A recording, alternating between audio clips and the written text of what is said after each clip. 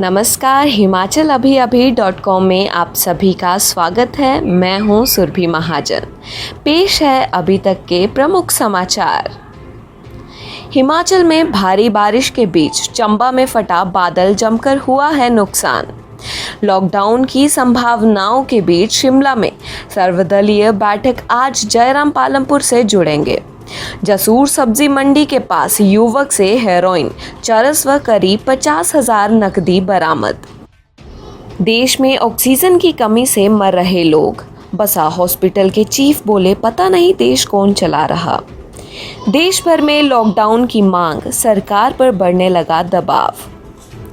Corona के मामलों में लगातार तीसरे दिन गिरावट, लॉकडाउन से पहले सेना अलर्ट। आईपीएल पर कोरोना का प्रकोप, बीसीसीआई दिल्ली में मुंबई शिफ्ट कर रही है मैच, होंगे कई बड़े बदलाव।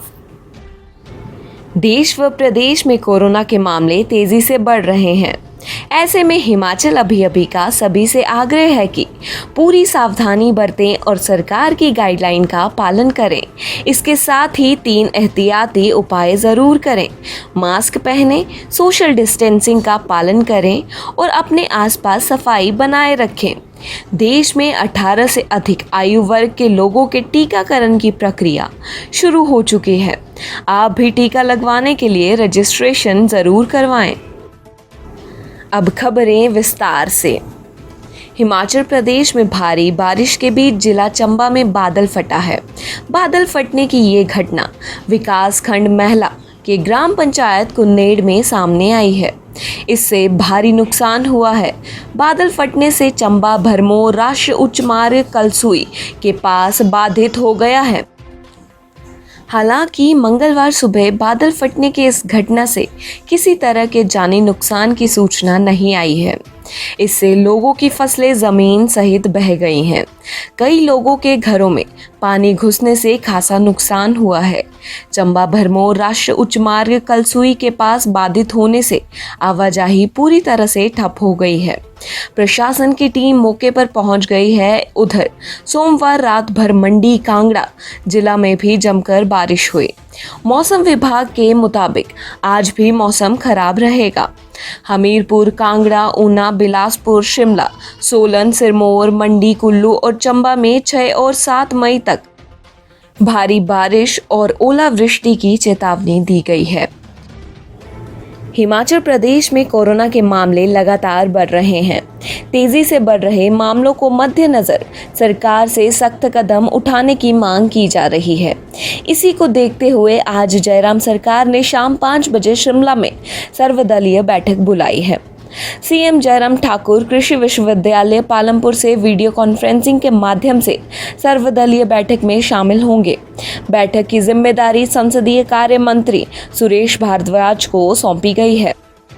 मंगलवार शाम को 5 बजे होने वाली इस बैठक में नेता प्रतिपक्ष मुकेश अग्निहोत्री, माकपा विधायक सहित निर्दलीय विधायक बैठक में हिस्सा लेंगे।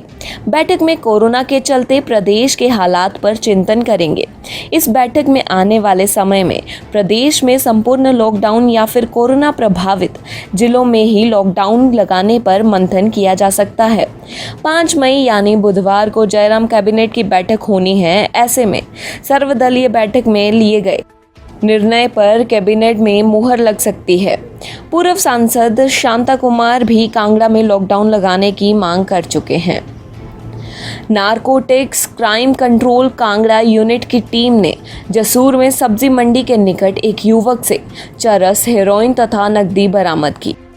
State narcotics crime control Kangra unit ने एएसआर करतार सिंह के नेतृत्व में जसूर सब्जी मंडी के पास दबिश देकर पुनीत निवासी जसूर में 9.8 ग्राम हेरोइन व 17.6 ग्राम चरस तथा 48,150 रुपये बरामद किए।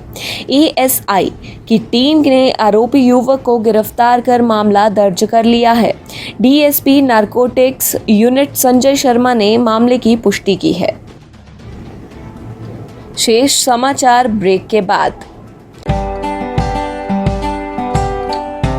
Shri Balaji multi speciality hospital Kangra जहां आपको एक ही छत के नीचे मिले बेहतरीन चिकित्सा सुविधाएं, cardiology, laparoscopic, general surgery, neuro surgery, orthopaedics, paediatric, radio diagnosis, urology, gastroenterology, ophthalmology, pathology, medicine, anaesthesia और डेंटल जैसी अत्याधुनिक और बेहतरीन चिकित्सा सुविधाएं, 24 घंटे इमरजेंसी सुविधा, 9 बेड के साथ critical care unit, cardiac monitor और डिफिब्रिलेटर्स, सेंट्रल ऑक्सीजन लाइन और वेंटिलेटर सुविधा। हिमाचल प्रदेश के सबसे बड़े निजी स्वास्थ्य सेवा प्रदाताओं में से एक Shri Balaji multi speciality hospital Kangra राष्ट्रीय स्वास्थ्य बीमा योजना के साथ सूचीबद्ध Shri Balaji multi speciality hospital Kangra BPL परिवारों के लिए अस्पताल में कैशलेस भर्ती होने के साथ ही ईसीएच की भी सुविधा। हमारा पता Shri Balaji multi speciality hospital, Balaji Vihar, Ujjain, Kangra. संपर्क करें 9218411108 पर।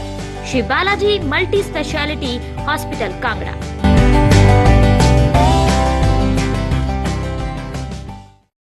देश में कोरोना वायरस की दूसरी लहर का कहर जारी है।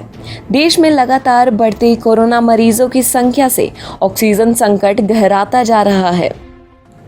शनिवार को दिल्ली के बसा हॉस्पिटल में ऑक्सीजन की कमी से 12 मरीजों की मौत हो गई है, जबकि सोमवार को कर्नाटक के अस्पताल में ऑक्सीजन की किल्लत से 24 मरीज जान गंवा चुके हैं।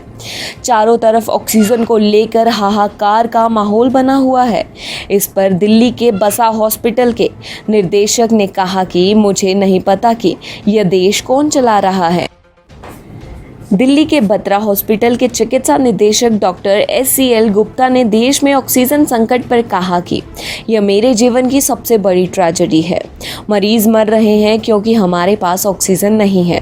कोरोना वायरस का इलाज करने के लिए आपको ऑक्सीजन, दवाई और टीकाकरण की आवश्यकता होती है और हमारे पास कुछ भी उपलब्ध नहीं है। देश में कोरोना वायरस की दूसरी लहर बेकाबू रफ्तार से चल रही है। देश में पिछले 24 घंटे में कोरोना के 3.5 लाख से अधिक मामले सामने आए हैं। ये आंकड़ा करीब 50 देशों में एक दिन में मिले मामलों से भी ज्यादा है। दूसरे लहर में तेजी से फैल रहे संक्रमण की चेन को तोड़ने के लिए देश भर में लॉकडाउन की मांग की जा रही है। कोरोना की दूसरी लहर पर जल्द से जल्द नियंत्रण के लिए एक बार फिर से संपूर्ण लॉकडाउन लगाने की जरूरत पर बहस छिड़ गई है। लॉकडाउन से अर्थव्यवस्था किस तरह चरमराती है, यह देश देख चुका है, लेकिन इस बार उद्योग जगत की तरफ से ही इसकी मांग की जाने लगी है। Confederation of all India trades ने अपनी तरफ से कराए एक सर्वे में दावा किया है कि 67.5% लोगों ने राष्ट्रीय स्तर पर उसी तरह लॉकडाउन लगाने की वकालत की है।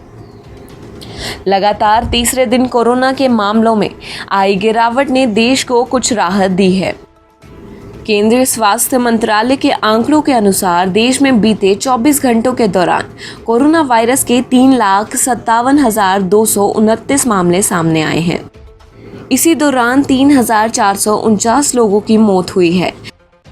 ठीक होने वाले मरीजों का आंकड़ा 3,20,299 बताया गया है।